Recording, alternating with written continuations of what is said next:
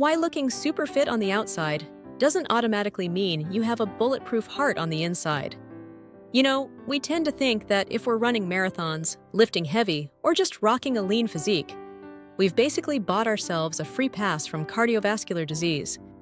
But what if I told you that the surface can be incredibly deceiving? Let's take a look under the hood.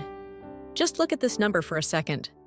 Up to 75% of heart attacks happen in people who have completely normal cholesterol levels, according to the Cardiovascular Health Clinic. 75%!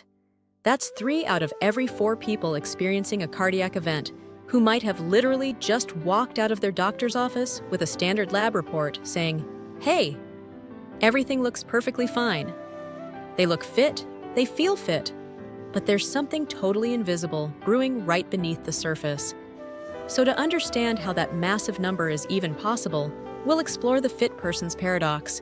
Look at how plaque quietly builds, uncover the hidden dangers of extreme fitness, break down the new cholesterol paradigm, and finally, figure out how to proactively protect your heart today. Part 1. The fit person's paradox: outward versus inward health. While exercise absolutely lowers your overall risk, exponentially in fact, it doesn't completely eliminate it. And that's because of these silent risk factors. Even elite athletes can suddenly have a cardiac event out of nowhere. Why? Because genetics play a massive role here. You might have inherited high levels of a genetic cholesterol marker called lipoprotein A, or LPA for short, which standard lab tests totally miss. Toss in chronic low-level inflammation, high blood pressure, or hidden insulin resistance, and you've got this silent storm quietly damaging your blood vessels, even if you look like a fitness model in the mirror. Part 2. How plaque quietly builds: the silent process. Your arteries are basically made up of 3 layers. You've got the outer adventitia, the middle muscular media, and then the super delicate inner lining called the intima. In a healthy elastic artery, blood just flows freely right through the center, the lumen. The intima is smooth, acting almost like a non-stick pan, so everything glides perfectly. But when that lining gets damaged by things like high blood pressure or inflammation, well, that's where the trouble starts. You can really see the stark contrast here. On the left, a beautiful, healthy artery. But on the right, white blood cells have actually burrowed into that damaged intima layer and started hoarding fat and cholesterol. They basically turn into these fatty foam cells, and over time, they form this hidden bulging atheroma, what we call plaque. And the craziest part, this plaque grows inward inside the artery wall itself, long before it ever pinches off the actual blood flow. You'd have absolutely no idea what's happening. We call this early stage soft plaque. And honestly, this uncalcified soft plaque is like a quiet ticking time bomb. Why? Because it hasn't hardened yet. It's squishy, it's highly unstable, and it can easily rupture. If it pops, it dumps all that junk into your bloodstream, which instantly triggers a massive clot. Boom! A sudden heart attack way before the plaque was ever big enough to cause you any chest pain during your morning jog. Part 3. Hidden dangers of extreme fitness. This is when exercise actually backfires. We all know exercise is great, right? But constantly pushing through extreme marathons, triathlons, or those brutal ultra-endurance events without getting enough sleep and recovery, that can actually turn on you. Chronic intense exercise is linked to a higher risk of atrial fibrillation and irregular heartbeat. It can even cause your heart muscle to remodel and thicken. Plus, the chronic stress from constant overtraining just floods your system with cortisol and adrenaline, putting severe strain on the heart and driving up that exact inflammation we were just talking about. Which brings up a really critical question. Are you misinterpreting your body's signals?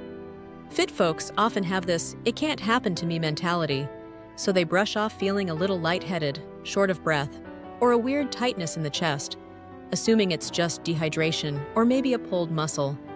But ignoring those warning signs and delaying medical care, that is incredibly dangerous. Seriously, listen to your body. If something feels off, don't just try to run through it. Part 4. The new cholesterol paradigm, moving beyond total cholesterol. To really get this, think of cholesterol as the cargo and apolipoprotein B, ApoB for short, as the vehicles actually carrying that cargo around.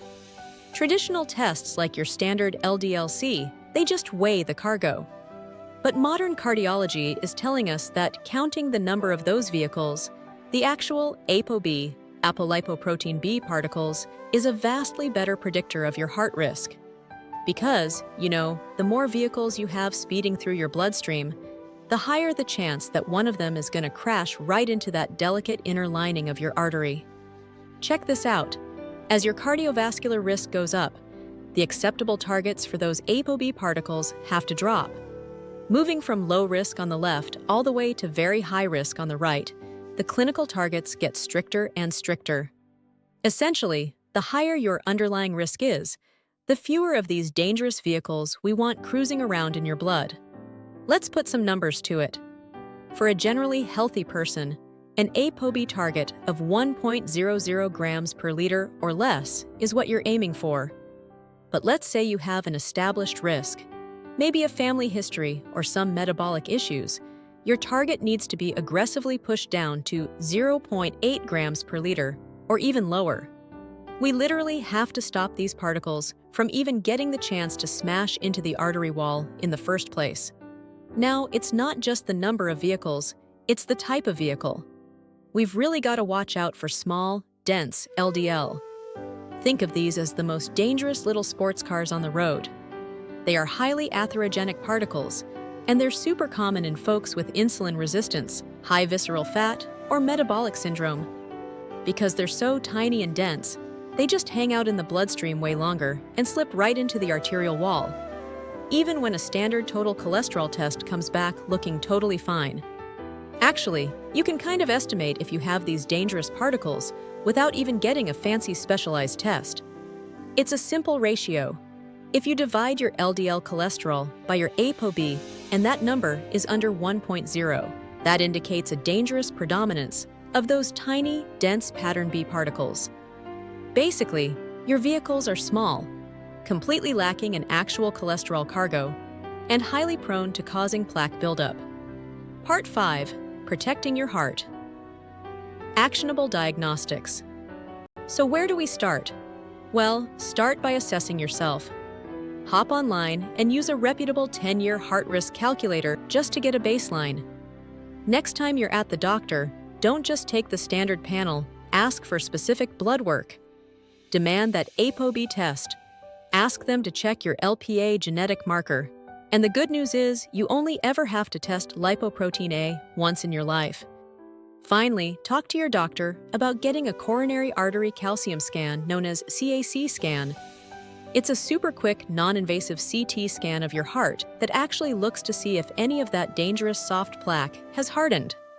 When you get the results of that CAC scan, the magic number is 0. A big fat 0 means there's no hardened calcified plaque in your arteries.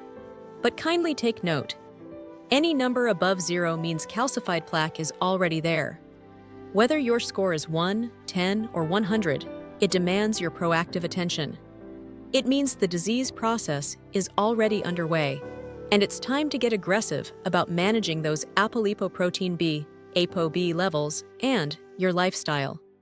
The absolute biggest takeaway here, you have to treat your recovery with the exact same intensity as you treat your workouts, period.